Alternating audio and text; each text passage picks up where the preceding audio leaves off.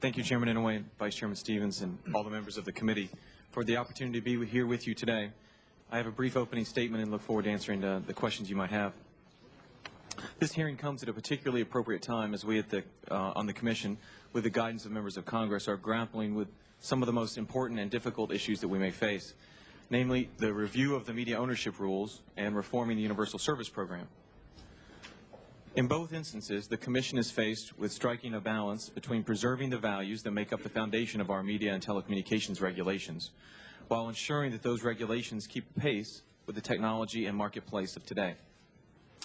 It is not an exaggeration to say that media ownership is the most contentious and potentially divisive issue to come before the Commission. It certainly was in 2003, and many of the same concerns about consolidation and its impact on diversity in local news coverage are being voiced today. And it's no wonder. The media touches almost every aspect of our lives. We're dependent upon it for our news, our information, and our entertainment. Indeed, the opportunity to express diverse viewpoints lies at the heart of our democracy.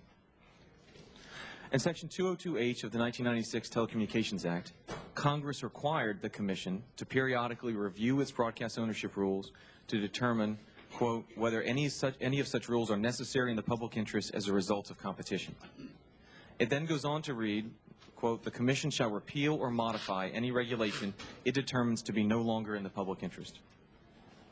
In 2003, the Commission significantly reduced the restrictions on owning television stations, radio stations, and newspapers in the same market and nationally. Congress and the courts overturned almost all of those changes. There was one exception. The court specifically upheld the Commission's determination that the absolute ban on newspaper broadcast cross-ownership was no longer necessary.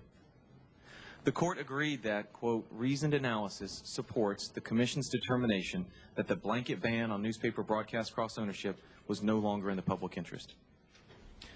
It is against this backdrop that the FCC undertook a lengthy, spirited, and careful reconsideration of our media ownership rules.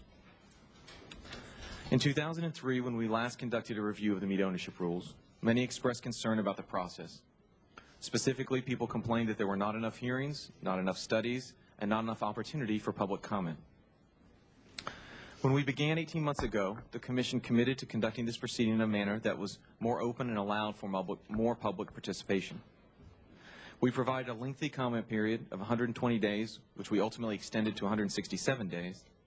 We held 6 hearings across the country at a cost of more than $200,000. We spent hundreds of thousands on independent studies. Each of those I solicited and incorporated input from all of the other commissioners and all of my colleagues on the Commission about the topics, authors, and peer reviewers of these studies. We put those studies out for public comment and made all of the data available to the public. I also held the 2 remaining hearings on localism, a proceeding that had been initiated under Chairman Powell, and I circulated a final report containing specific recommendations and proposed rule changes on localism. I also circulated a proposal to adopt rules that are designed to promote diversity by increasing and expanding broadcast ownership opportunities for small businesses, including minority and women-owned businesses. Now, the media marketplace is considerably different than it was when the newspaper broadcast cross-ownership rule was put in place more than 30 years ago. Back then, cable was a nascent service, satellite television did not exist, and there was no internet. But according to almost every measure, newspapers are struggling. Across the industry, circulation is down and their advertising revenue is shrinking.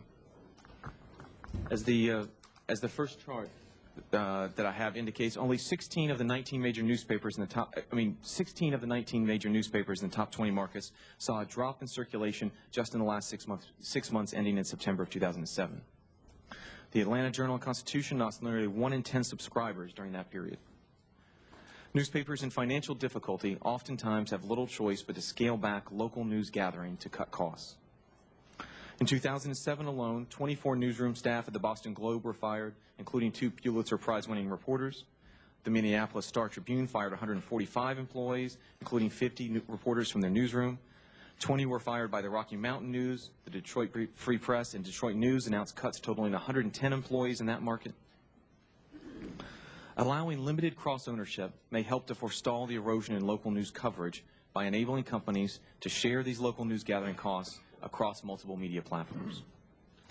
I therefore propose that we allow a newspaper to purchase a broadcast station, but not one of the top 4 television stations, and only in the largest 20 cities in the nation, and only as long as 8 independent voices still remain.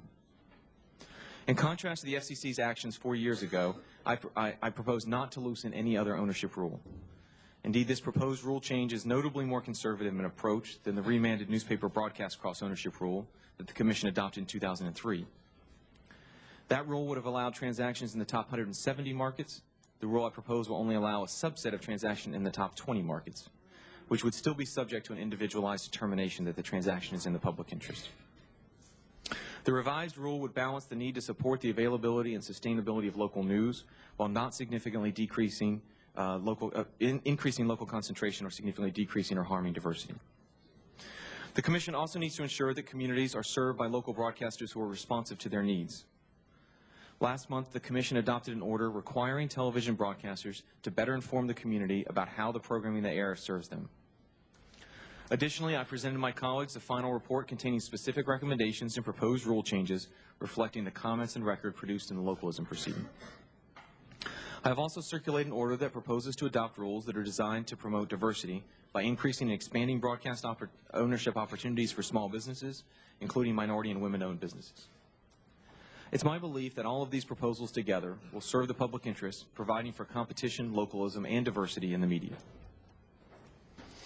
The United States and the Commission also have a long history and tradition of making sure that rural areas of the country are connected and have similar opportunities for communication as other areas.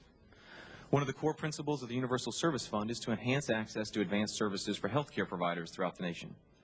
Deploying broadband for the delivery of telemedicine can enable patients to receive medical care without leaving their homes or their communities. This may not seem like a big deal to those of us who need to only drive a mile or two to visit our local doctor or dentist, but it can mean everything to patients who live hundreds of miles from medical specialists who have limited access to health care in their own communities. Last year, the Commission took action to address the lack of broadband for health care providers, launching a new rural health care pilot program. We recently awarded more than $417 million for the construction of 69 statewide and regional broadband health care networks in 42 states and 3 U.S. territories. The network is going to connect over 6,000 healthcare clinics, hospitals, and medical facilities and providers across the country. This chart is you can see that each green dot represents one of the 6,000 healthcare facilities that will now be connected, along with the internet backbone connections that they'll end up having.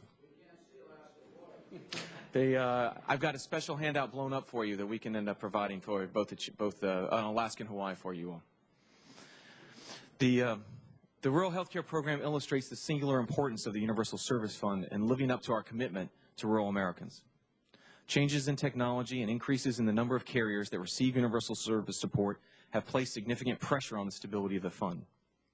A large and rapidly growing portion of the high-cost support program is now devoted to supporting multiple carriers to serve areas in which costs are prohibitively expensive for even one carrier. As this final chart indicates, the CETC USF payments have been growing dramatically since 2002. And specifically in 2000, such providers only received $1 million in support. Last year, they received almost $1 billion in support. I'm supportive of several proposals for fundamental reform that could help contain the growth of the fund in order to preserve and advance the benefits of universal service and protect the ability of people in rural America to continue to be connected. The United States is in the midst of a communications revolution, and the Commission is committed to ensuring that our values keep up with our technology. At the Commission, we're working to ensure that no community gets left behind and that the benefits are felt across the country in rural and urban areas alike. We're also committed to maintaining the stability of both traditional and new forms of media and news gathering.